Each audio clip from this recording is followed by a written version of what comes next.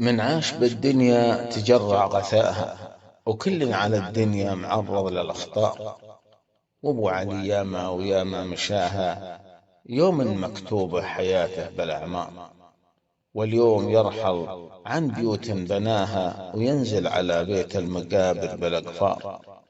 يلقى تسابيحه بخير جناها، يالله تلطف به تجيره من النار.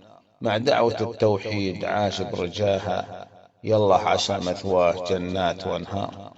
الله يجبر كل نفس فجاها بالموت، وله حق كبير ومقدار. بالموت له حق كبير ومقدار.